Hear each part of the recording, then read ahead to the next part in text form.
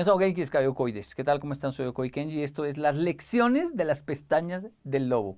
Si usted ya la vio, puede saltar lo que viene a continuación, que es la historia muy interesante, un poco larga, pero muy interesante de las pestañas del lobo. Si ya se la vio, solo salte a las lecciones. Si no se la ha visto, puede continuar viendo este video.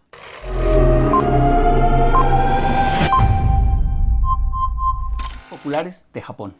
Las pestañas del lobo.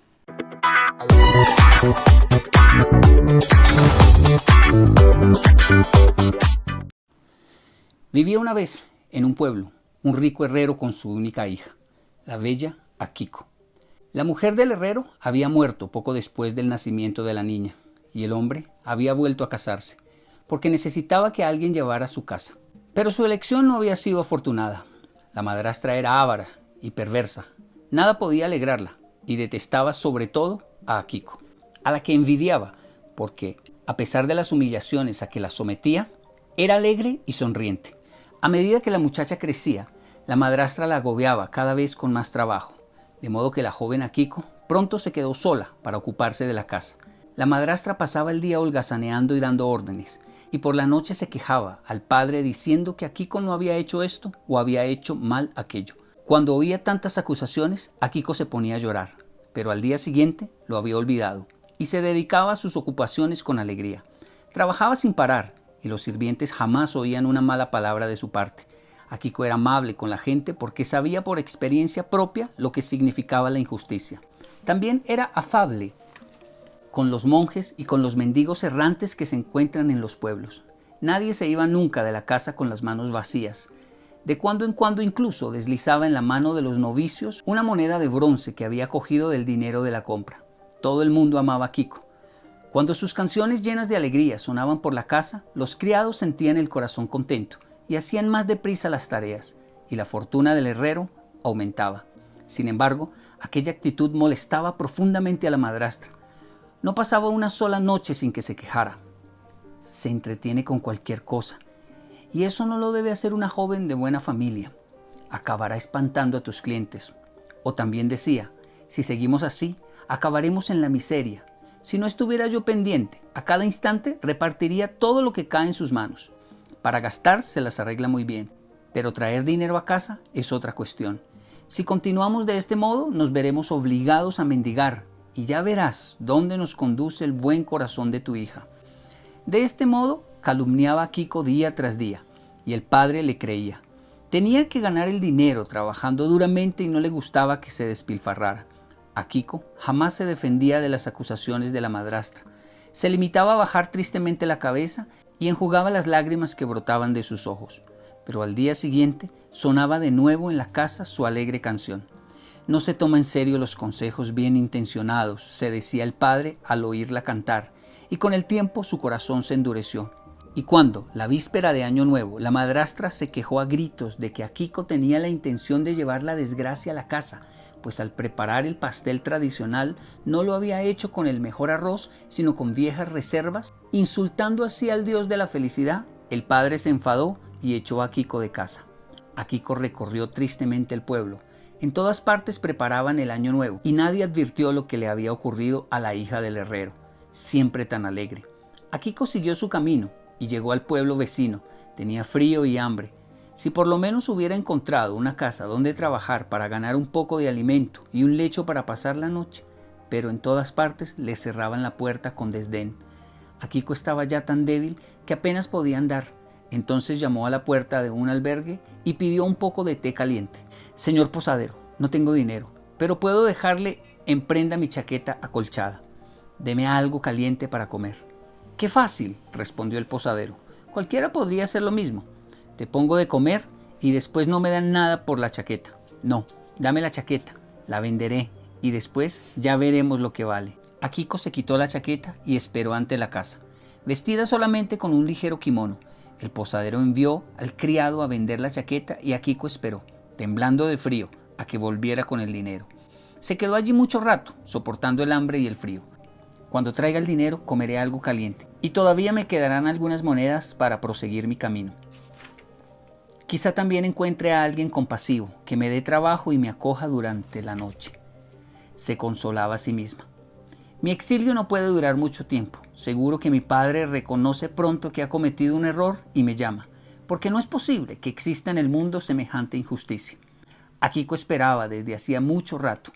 Los huéspedes iban y venían, los criados y los sirvientes entraban y salían, pero nadie se ocupaba de la muchacha, que estaba acurrucada en el umbral.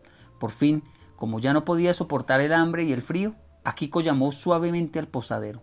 «No me molestes, desarrapada, tan joven y vagando por las calles, lárgate de aquí, espantas a mis clientes», le gritó el posadero. Akiko, con voz temblorosa, le recordó la chaqueta que le había entregado para venderla. Era una buena chaqueta. Seguramente le han dado lo bastante por ella como para proporcionarme arroz, pescado y una taza de té bien caliente. «Ja, ja, pretende haberme dado una chaqueta», exclamó el posadero riendo con desprecio. «¿Una preciosísima chaqueta que vale una fortuna? Ja, ja. ¿Y no me has confiado también una bolsa llena de dinero? Parece que te falta también. ¿Habéis oído alguna vez semejante impertinencia? ¿Yo vender una chaqueta para una mendiga? Si poseyeras una buena chaqueta, estarías tranquilamente en tu casa en lugar de recorrer las calles de los pueblos». El posadero gritaba tan fuerte que los clientes salieron del albergue para burlarse de la pobre muchacha. Akiko se puso a llorar. El hambre y el frío eran tan terribles, pero nada la hería tanto como aquella palpable injusticia. «Toma, aquí tienes esto», dijo el posadero, lanzándole un mendrugo de pan duro y un saco remendado. «Para que veas que soy compasivo y que un día de fiesta no dejo que nadie se vaya sin nada, ni siquiera una mendiga desvergonzada como tú. Ahora vete, o si no, suelto a mis perros». Akiko se puso el saco remendado a la espalda y con la cara roja de vergüenza se fue corriendo entre las risas y las burlas de los comensales. Solo quería marcharse. No se detuvo hasta el lindero del bosque. Empezó a nevar y Akiko no sabía ni dónde se encontraba ni a dónde iría. Desesperada, se dijo: «Este mundo no me reserva nada bueno. Si tengo que morir de hambre o de frío en alguna parte del camino y servir de pretexto para las burlas de los hombres, prefiero terminar yo misma con mi vida. Iré al bosque y dejaré que me coman los lobos». Traduciendo a los hechos su horrible decisión, se apartó del camino y penetró en la noche del bosque. En las montañas hay muchos lobos y en invierno están hambrientos. Seguramente no tardarán mucho en acabar para siempre con mis penas, se dijo mientras caminaba. Sumida en tales pensamientos, arribó a un pequeño claro, se sentó en una piedra y esperó la aparición de los lobos. Poco a poco llegó el crepúsculo, la nieve caía cada vez más, el bosque estaba silencioso, no se movía ni una hoja. «Quizás no sea el lugar apropiado», se dijo finalmente Akiko, al comprobar que los lobos no aparecían. «Nunca había estado en un bosque y no sé dónde están los lobos, tendré que buscarlos».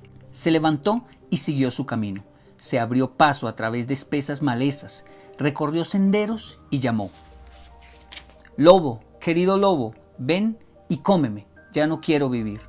Vagaba desde hacía mucho rato cuando, de repente, unas ramas crujieron en un matorral que había junto al sendero. Las ramas se apartaron y un enorme lobo violeta de grandes ojos rojos saltó al camino. Se encogió como para disponerse a saltar, enseñó sus afilados colmillos y lanzó penetrantes miradas a Akiko. Esta se paró en seco y se cayó. Ahora que veía los punzantes dientes y que sentía el aliento cálido del lobo, empezó a tener miedo. Pero inmediatamente se acordó de las humillaciones que los hombres le habían infligido y de las injusticias que había sufrido. Pensó en la muerte por hambre que le acechaba y permaneció firme en su resolución. Miró al lobo y, asustada, pero en voz enérgica, le dijo: «Lobo, cómeme. El mundo ya no puede ofrecerme nada bueno». El lobo se agachó todavía más, guiñó los ojos y dirigió una mirada escrutadora a Akiko. Luego se sentó sobre las patas traseras y dijo con amable voz, totalmente inesperada: «No, no te comeré. Yo no como a los hombres, al menos no a los verdaderos. Tienes demasiada confianza, pero voy a ayudarte».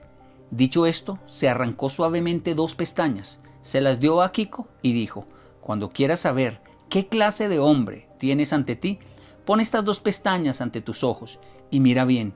Inmediatamente sabrás cómo es la persona. Confía en el que no cambie ni siquiera después del examen minucioso que hagas a través de las pestañas. Con ese hombre serás dichosa. A los demás no les creas, aunque te pongan cara de buenos». Akiko, sorprendida, dio gracias al lobo y se fue. En su aturdimiento había olvidado el hambre y el frío. Pronto salió del bosque y llegó a una pequeña ciudad. Akiko se situó en la encrucijada. A su alrededor había una gran multitud. Muchos llevaban cestos o haces de leña a la espalda. Otros conducían caballos al mercado y muchos volvían con sus provisiones. Había un gran número de mujeres con bellos atuendos y hombres con aspecto de gran dignidad. Todos parecían buenos y honestos. ¿Cómo podría no confiar en aquellos hombres? Akiko decidió entonces seguir el consejo del lobo. Puso las pestañas ante sus ojos y observó el bullicio. ¿Cuál no fue su sorpresa al constatar la transformación que se había operado entre los ciudadanos de aspecto honrado y respetuoso? Por ejemplo, la mujer rica, llena de dignidad, que, vestida de seda, paseaba rodeada de sirvientas, y de una institutriz que llevaba un niño de la mano. En lo alto del kimono de seda está ahora la cabeza de un gallo que picotea, hambriento, a todos lados. La institutriz tiene cabeza de pez y las sirvientas no son sino ratones o gallinas. Un poco más lejos, un funcionario con su séquito, del cuello duro del kimono de ceremonia, sale con orgullo una cabeza de cerdo. Por una calle lateral, un comerciante se acerca a la encrucijada. Tiene una cabeza de zorro y ojillos astutos lanzan miradas a todas partes. Por mucho que Akiko miraba a su alrededor, no ve sino cabezas de animales en lo alto de cuerpos vestidos de seda, de algodón o de pobres harapos remendados. En ninguna parte un rostro humano. Akiko se puso muy triste. Entonces, así va el mundo. ¿Realmente no existe en la ciudad ni un solo hombre auténtico?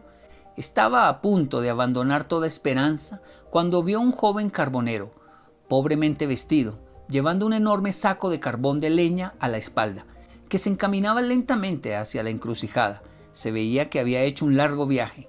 Indecisa, Akiko acercó otra vez las pestañas a sus ojos.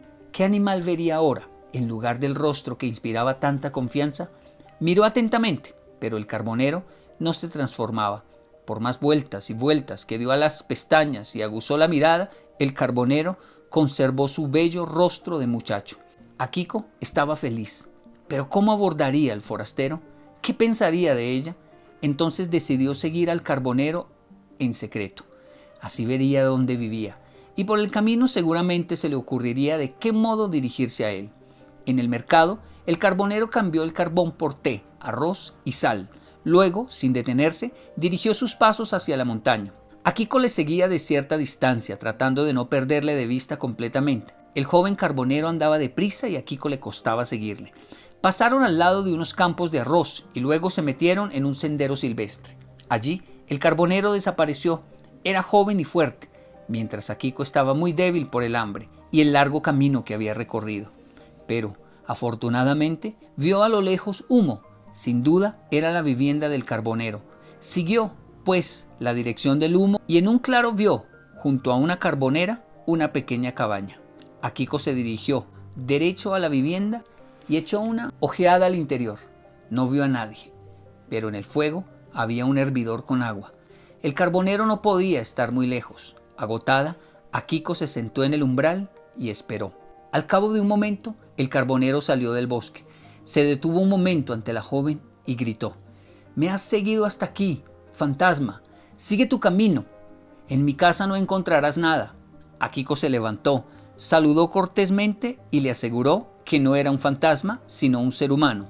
Al fin, el carbonero le creyó. «Evidentemente, he advertido que me has seguido desde la ciudad. Por eso apresuré el paso, pero te quedabas atrás. Pensaba que eras un fantasma, porque una muchacha no tiene costumbre de pasear sola por los bosques.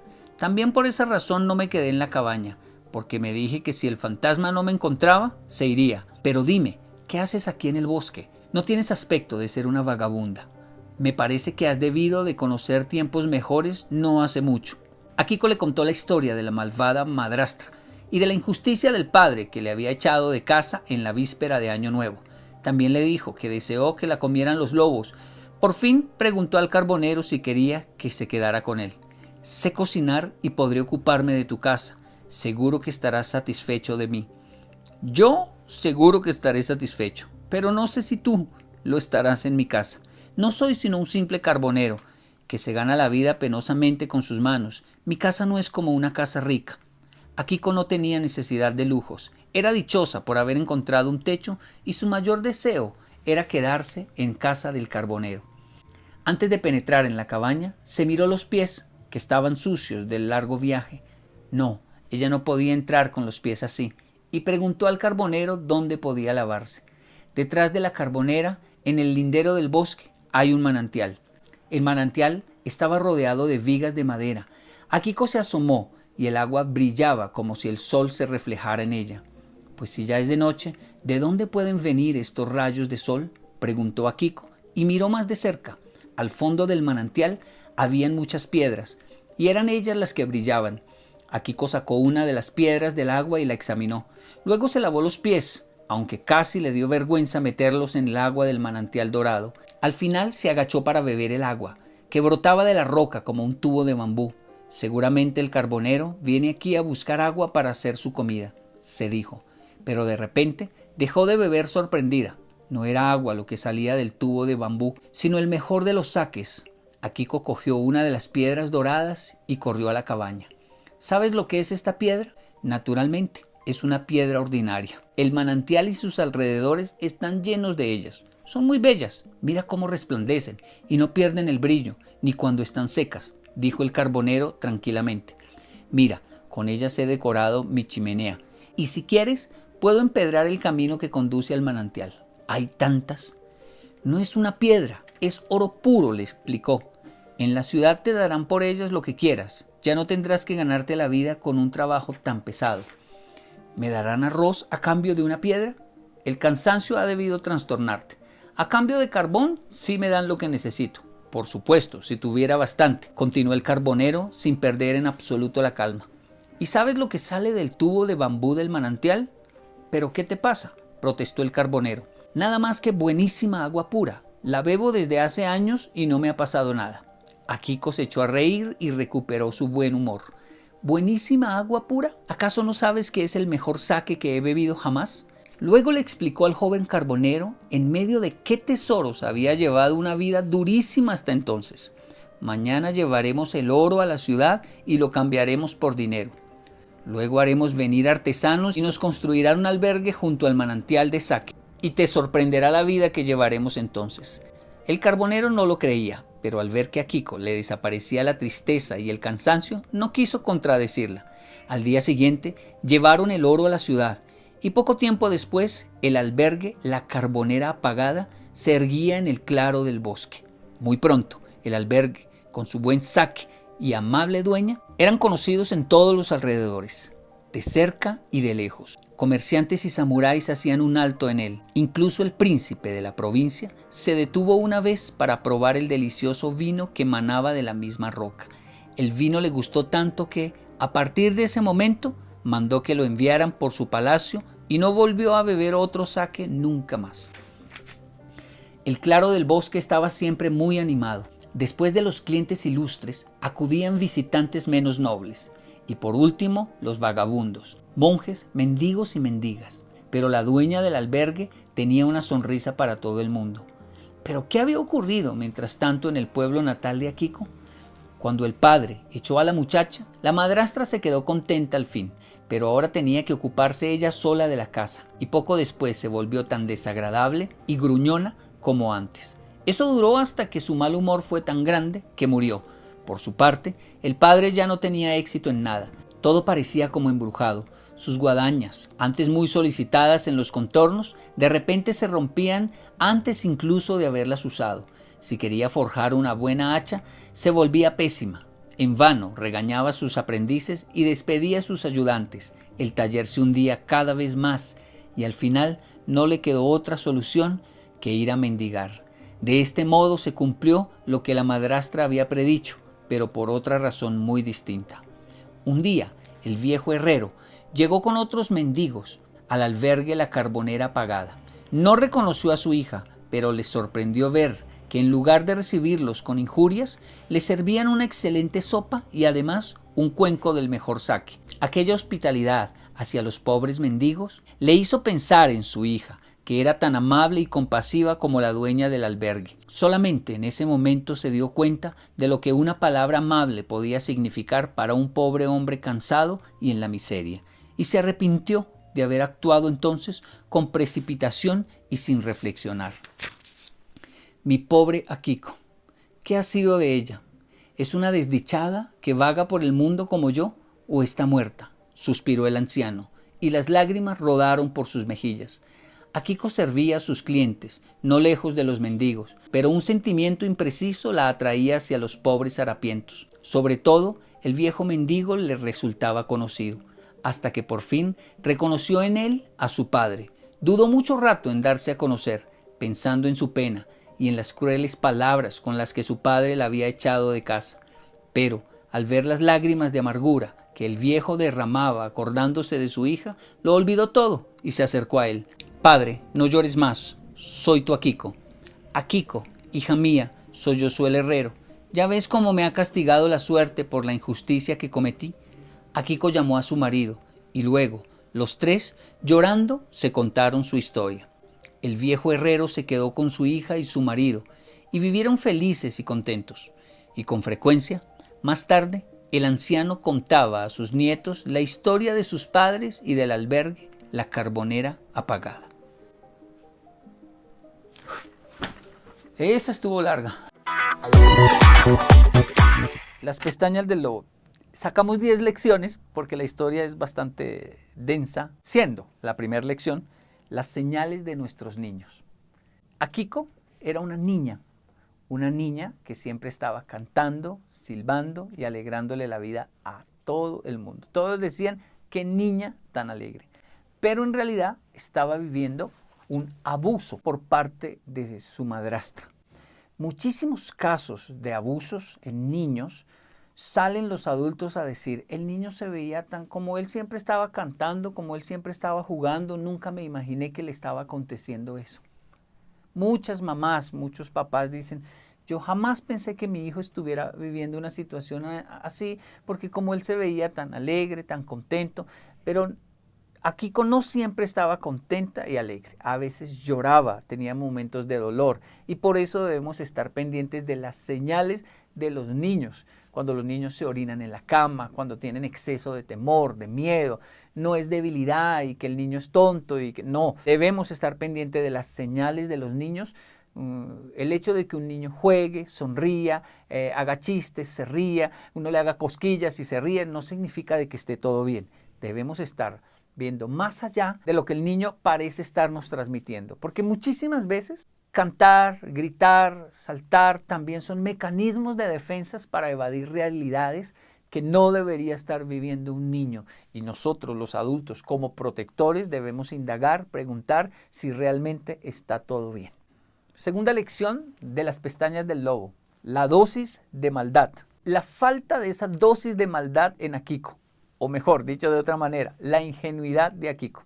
Es bonito ser ingenuo, pero no es bonito serlo toda la vida, porque finalmente no nos quedamos niños para toda la vida. Siempre vamos a tener un niño adentro, pero debemos crecer por fuera. Quiere decir, el mundo es real y dentro de esa realidad hay días de sol y hay días de lluvia, hay días de tormentas, hay ovejas y hay lobos. A Akiko le faltaba esa dosis de maldad. Creía que la vida era sencillamente un mar de rosas y ella era finalmente como una rosa en un mar de crisis y situaciones que tuvo que enfrentar. Se demoró bastante Akiko para que abriera los ojos, pero finalmente lo hizo, porque no se puede sencillamente ser ingenuo toda la vida. En este orden de ideas, no está mal que nosotros le abramos poco a poco los ojos a nuestros hijos, mirarlos y decirles, hey, en el mundo hay lobos, hay gente mala, hay personas que van a querer tocarlos en sus partes íntimas, hay personas que van a querer engañarlos, hay otros que les van a romper el corazón. También pueden descubrir en ustedes rasgos de maldad y van a querer hacer daño. Deben estar pendientes de la maldad externa y la interna también. Hay envidia, avaricia. Hablar de las cosas nocivas, negativas con nuestros hijos es importante. Debemos tener esa dosis de maldad. Claro está que las noticias se pueden encargar de transmitir esto, pero algunos padres también se encargan de meter a los hijos en una burbuja y decirles no vea esta serie, no vea esta película, no vea nada, no vea la maldad del mundo, que mi hijo no se vaya a contaminar con todo eso. Pues realmente lo que está aconteciendo es que va a crecer con poca inmunidad, con pocas defensas, ante un mundo que finalmente va a tener que enfrentar, porque el mundo tiene su dosis de maldad y debemos tener nosotros también esa dosis de conocimiento de la maldad. No necesito ser malo o experto en la maldad para conocerla y estar prevenido ante ella. La tercera lección es cuando la vida se cierra para enseñarnos algo. Bueno, a la joven Akiko se le cerró la vida por todo lado, todas las puertas. Después de ella haber ayudado a tantas personas, justo en una Navidad, la gente se encerró en sus casas y no le abrieron la puerta porque ni siquiera la vieron. Con seguridad, si alguien que la apreciaba la hubiese visto, la hubiera dejado entrar. Pero era el momento en que ella tenía que vivir su encuentro con la realidad del mundo. Todos en sus casas, encerrados en un invierno, en Navidad, porque así es en Japón. Ella caminando por las calles, asombrada de que el mundo fuera tan cruel, tan duro. Ese es el mundo. Cada quien piensa en lo suyo. Akiko siempre pensó en los demás porque ni siquiera se quejaba de las cosas que le hacía su madrastra y ahora ella estaba pagando una nefasta consecuencia de la injusticia humana, el mundo en que ella nació y desconocía. Y así fue caminando y aunque lo que necesitaba era comida, encontró más injusticia con un posadero, un hombre de un hostal, que la engañó y le dio más injusticia. Akiko tenía hambre y le llegó más hambre. Akiko tenía dolor y le llegó más dolor. Akiko tenía frío y le llegó más frío. ¿Sabe esos momentos en la vida donde uno dice, oiga, pero cada vez empeora más mi situación? Yo pensé que de aquí no pasaba y sigo hundiéndome, cada vez está peor. En esta serie tan impactante mundialmente como lo es Mate, las cosas que hay que limpiar. Hay una etapa así en la vida de esta joven con su hija. Una vida donde parece que no se va a hundir más y se hunde más. Cuando la vida se cierra de esa manera es porque nos quiere decir algo. No quiere darnos un pan, no quiere darnos comida, porque si no esto nos va a meter en el bucle de repetir. Lo que nos quiere decir es, usted necesita mucho más que un pan. Usted necesita mucho más que comida. Usted necesita mucho más que falsas esperanzas. Necesita enfrentar su vida. Akiko termina llegando al borde de la muerte y decir, me voy a entregar en un bosque a los lobos a que me coman. Entonces entra en lo que el doctor Viktor Frankl llama la desesperanza aprendida, en su análisis en los campos de concentración, donde el ser humano llega a un extremo y dice, de aquí ya no nos levantamos nunca más. En realidad hay mucha esperanza, pero cuando el ser humano la pierde, ahí es cuando muere. Akiko llega a ese punto, un punto realmente peligroso en la vida. Por eso siempre nos han dicho que lo último que se debe perder es la esperanza, porque es lo último que hay. Si usted la pierde, entra en un estado de un muerto en vida. Pero para suerte de Akiko, se encuentra con un lobo, que se supone es su fin, se la debe comer. Este siente el aroma de ingenuidad de Akiko y le dice, confías demasiado, pero te voy a ayudar. Es interesante que no le dice, usted confía y la voy a ayudar. No, confías demasiado. Eres demasiado confiada, pero te voy a ayudar. Dando a entender para mí que no es que la confianza sea mala, pero todo en exceso sí nos hace una mala jugada. Y el lobo entonces es la quinta lección. Los lobos de la vida. Hasta dentro de los lobos hay lobos buenos. Hasta dentro de las ovejas hay ovejas malas. Yo sí que he visto esto en mi vida. Una cantidad de ovejas, personas moralistas que profesan alguna religión, creencia, que hablan muy bonito, pero son realmente negativas y nocivas. Y lobos, personas grotescas, con trabajos ilegales, que viven dentro de la ilegalidad, pero que cuando uno se relaciona con ellos, ve ciertos rasgos de humanidad, ciertos rasgos de bondad, que contrastan con su naturaleza y que a veces ni siquiera esos rasgos se logran ver en las mejores ovejas. Y esto fue lo que le pasó a Kiko. Se encontró con un lobo que la miró y le dijo: yo como hombres, pero no los verdaderos. Un lobo que tenía principios hasta para hacer lo malo. Hay personas que haciendo lo bueno en realidad no tienen principios y terminan haciendo cosas muy malas en nombre de la verdad, en nombre de la justicia. En este orden de ideas, políticos, religiosos, cualquier persona con una profesión que parece legal y bondadosa puede terminar haciendo cosas muy malas, y es el caso de Latinoamérica o el mundo entero sumido en la corrupción. Pero este lobo tenía principios. Sí, yo como hombres, pero no los verdaderos. Y usted tiene algo de verdadera. Es decir, su ingenuidad, su confianza es tal que más bien la voy a ayudar. Se arrancó 2 pestañas y le dijo: mire, abra los ojos, que la vida no es como usted lo piensa. No confíe en todo el mundo, pero sí hay personas de confianza. Eso es un mensaje hermoso de este lobo que le dice: mire, yo no me los como a todos. Puede que un porcentaje muy alto sea malo, pero hay gente buena. A Kiko. Es tu última oportunidad, mis 2 pestañas. No le dio comida, no le dio carne, no le solucionó el problema, no le dio dinero, le dio algo mucho más valioso.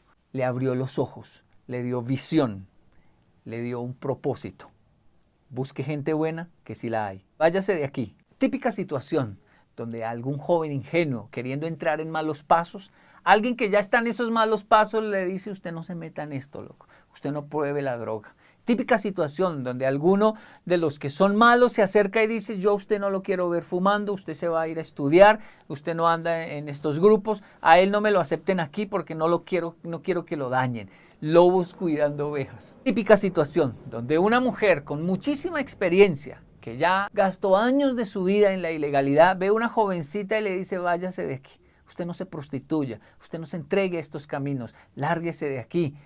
Yo la voy a ayudar, mire, yo le doy dinero, usted no entre a este mundo, va a terminar como yo, fuera de aquí. Rasgos de bondad dentro de la maldad, rasgos de maldad dentro de la bondad. El 6º punto son las pestañas del lobo. Entonces, ¿me vuelvo malo para conocer a los malos? No es necesario volverse malo para comprender a los malos. No es necesario acolitar la maldad de los demás para yo entender la maldad. Basta solo tener visión. No necesito involucrarme, no necesito untarme, dicen en Colombia, de la maldad para conocer la humanidad. 7º punto. A Kiko entonces, con las 2 pestañas, comienza a ver a las personas. Y las personas ahora tienen cabezas de pescados, de serpientes, de cerdos, de zorros, de animales. Y esto no significa que el mundo sea entonces un caos lleno de animales y que todo el mundo sea malo.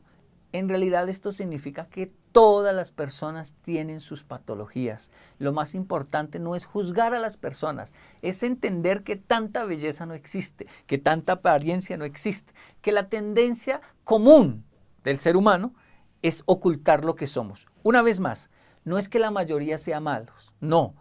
Todos somos personas con nuestras patologías. El problema es que la mayoría queremos aparentar lo que no somos. Eso sí es mayoría en el mundo. Queremos mostrar lo que no es. Lo que está en redes sociales no es exactamente lo que es la realidad. Y a Kiko necesitaba entender esto. Tanta belleza no existe. No tiene nada de malo tener una patología, una debilidad, una inclinación, un problema, una fractura. Lo malo es ocultarlo, porque si lo oculto jamás lo voy a cambiar. La mejor forma de enfrentar e ir mejorando mi vida es mostrarme realmente como yo soy. Entonces a Kiko encuentra un hombre verdadero. Y la lección 8 es el carbonero. Un hombre con sus patologías, tenía sus rasgos también, pero era auténtico, era real, se mostraba como era. Igual que Kiko. Entonces a Kiko decide seguirlo, porque dice: aquí encontré un hombre de verdad. En este mundo lleno de apariencias, las personas que se muestran como son tesoros invaluables y hay que valorarlas realmente. Siempre hay personas sanas en el sentido de que tienen la capacidad de decir: hey, yo tengo este problema, hey, yo sufro, yo enfrenté el alcoholismo, hey, yo soy agresivo, violento, hey, yo tengo esta patología, les aviso porque no quiero defraudarlos, es lo que yo soy y no siento orgullo de decirlo. Estoy en la lucha por cambiar. Siempre hay personas que muestran con honestidad su proceso. Como Akiko vivía su proceso, el carbonero tenía el suyo. Y gracias a las pestañas del lobo, se encontraron. Entonces Akiko sigue al carbonero, le propone que vivan juntos porque dice, ustedes de verdad, no comparado a todo lo que vi, le cuenta su historia. Él es ingenuo también, piensa que es un fantasma, y deciden vivir juntos a pesar de que ninguno de los dos se siente digno del otro. Hay una bella inocencia, ingenuidad, pero pureza en la relación de estos dos. Sin embargo, Akiko descubre que en realidad el carbonero vive en una mina de oro y que también brota sake, del mejor licor, desde una fuente detrás de su casa. El carbonero no lo sabe. Es bonito que él no lo sepa hasta cierto punto. Pero es muy triste si él muere en la pobreza sin nunca darse cuenta. O si este tesoro, por ingenuidad, cae justo en las manos que no deberían caer. Y por eso esta es la 9ª lección. En la vida no basta solo con ser bueno, auténtico, noble y humano. Esto es maravilloso, eso es un tesoro, como lo hemos dicho. Pero eso no basta para poder vivir en esta vida y esta realidad. Se necesita saber de negocios, se necesita saber administrar. Muchas personas dicen, ¿por qué le pasan cosas malas a la gente buena? Mi pregunta es al revés, ¿por qué no le pueden pasar cosas malas a la gente buena? ¿Qué diferencia hay entre la gente buena si viven bajo el mismo sol y la misma lluvia? Si usted es bueno, maravilloso, ahora cómprese un paraguas. Si usted es bueno, maravilloso, ahora aprenda a sumar, aprenda a administrar, aprenda a trabajar. Porque la persona que es mala, si tiene un paraguas, si sabe administrar, pues le va a ir bien económicamente. Es real que las personas malas finalmente pagan sus consecuencias. Pero un bueno que no hace nada, que no sabe administrar, también no va a vivir bien si no despierta a la realidad de que no puede vivir solo de bondad, de amabilidad, de cariño. Hay que ser astuto también. Hay que tener un poco de ese lobo, hay que tener las pestañas del lobo para poder hacer negocios y no caer en trampas y administrar bien los talentos que tenemos. El carbonero tenía un talento, tenía oro, tenía sake y no lo sabía. Akiko ya había administrado el negocio de su papá y estos dos locos se unen y sin tener que trampear ni engañar a nadie ni dañar su alma, hicieron un muy buen negocio y les fue supremamente bien. Y entra la última lección, que es cuando Akiko, en medio de su prosperidad y éxito, ahora recibe a su padre como un mendigo. Aquel hombre que la abandonó, que la hirió, que la cambió por una madrastra y que casi la deja morir, está ahora frente a ella. Tenía todo el derecho de echarlo, de ignorarlo, de no perdonarlo. Pero la vida no se trata de derechos o de razonamientos. La vida se trata especialmente de nuestros valores más profundos, la fe, la esperanza y el amor. Pero el mayor de ellos es el amor, el que es capaz de perdonar. La venganza más grande que se puede efectuar contra aquellos que nos hicieron daño es perdonarlos, porque es decir, hey, ya no me pueden hacer daño. Incluso puedo darles de comer, porque a mí ya no me hacen daño. Aderezas mesa delante de mí, en presencia de mis angustiadores. Unges mi cabeza con aceite, mi copa está rebosando. Un día voy a prosperar tanto, no para callarle la boca a mis enemigos, sino para alimentarlos y decirles, hey, no hay rencor, no hay gente buena ni gente mala, simplemente hay gente con sus patologías. Y yo decidí enfrentar mi realidad, controlar mis patologías y fomentar los buenos principios para una vida de plenitud. Una cosa es una vida con riqueza, una cosa es una vida con fortuna y otra es una vida en plenitud, donde todas las áreas de mi vida se suplen a través del buen equilibrio. En este orden de ideas, el amor es la obra maestra que sana las siguientes generaciones. 10 lecciones de las 2 pestañas del lobo.